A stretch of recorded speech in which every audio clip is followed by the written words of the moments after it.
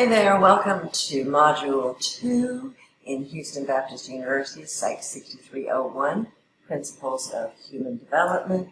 As usual, here's your warning. These presentations are not thorough and complete coverage of the information you need to know for exams and assessment activities required in this course. They're supplemental, intended only to enhance your learning. All right, we're looking at Module 2 here, Infancy and Toddlerhood. Put a 2 here. In Module 2, we are covering Chapters 5 and 6 in the textbook.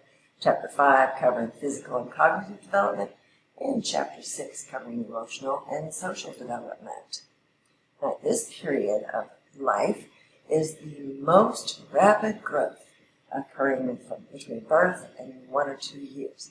And there's an amazing difference in growth rates, sizes, and timing of developmental milestones. Some babies are born at 6 pounds and others closer to 10. Some walk at 9 months and some don't walk till 18 months. So these milestones, including rolling over, getting first teeth, crawling, walking, and so on, there's a lot of differences in, not in the order in which things happen, but in the timing of when they happen. So reflexes also change over time. Make sure you look over the names of all the reflexes. Some are easy to remember, such as the sucking reflex. But what about the Babinski and the Moro reflex? What are those? Make sure you know. Studies show that breastfeeding is best for both mother and child. It burns calories and helps the mother lose her baby weight faster. It also helps the uterus shrink more quickly after the childbirth. It's best for the baby, transferring immunity and so on to the baby, and less allergen, less potential for allergies than when using formula and so on. However, it's not possible for some women for various reasons. So aside from nutrition, common health concerns at this stage of life include vaccinations, sudden infant death syndrome, which is called SIDS, and other concerns that you will read about in Chapter 5. Motor development. So we're looking at the dynamic systems perspective, which states that each new skill a baby masters is influenced both by the baby and the environment. There are baby factors, which might include motivation. How bad do they want to do something? Goals, physical capabilities. Their weight and size might impact their ability to drag their weight or crawl or drag their body across the floor. Then there's also environmental factors. How the parents and the physical structures around them either support or discourage the development of the skill. The gross motor skills are the ones that use large muscles and enable the babies to locomote or move from one place to another. Fine motor skills refer to the smaller body muscle movements, such as grasping.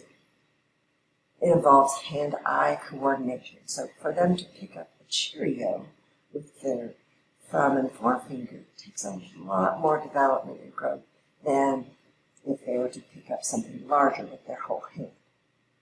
The dynamic systems perspective also takes into account cultural differences, which are commonly seen in growth and development of babies.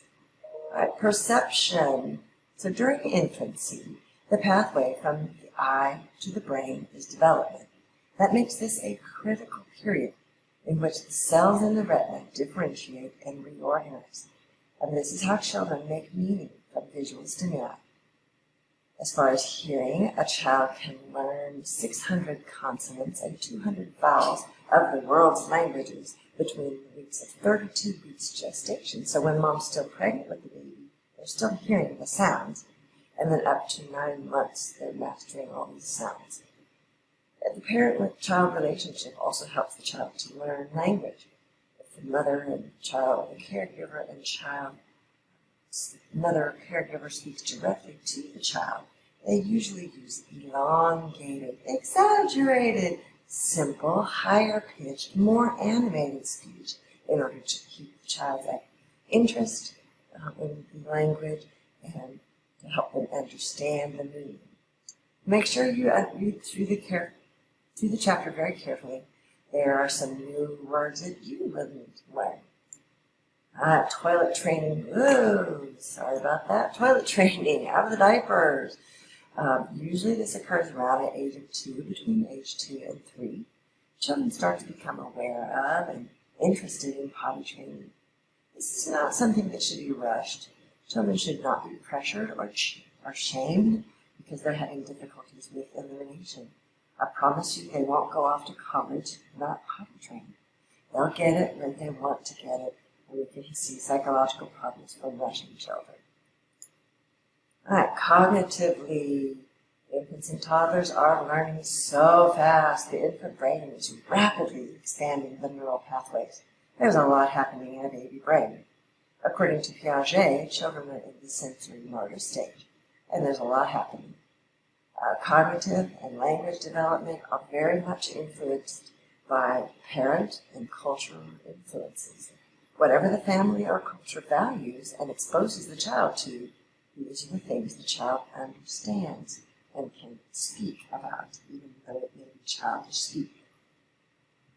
And make sure you read the text thoroughly. I really just highlighted a few items, so reach out to your professor if you have questions, and make sure you pay attention to the feedback your professor is providing.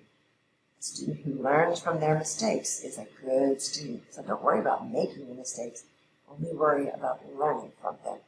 Thank y'all. Have a great day. Bye-bye.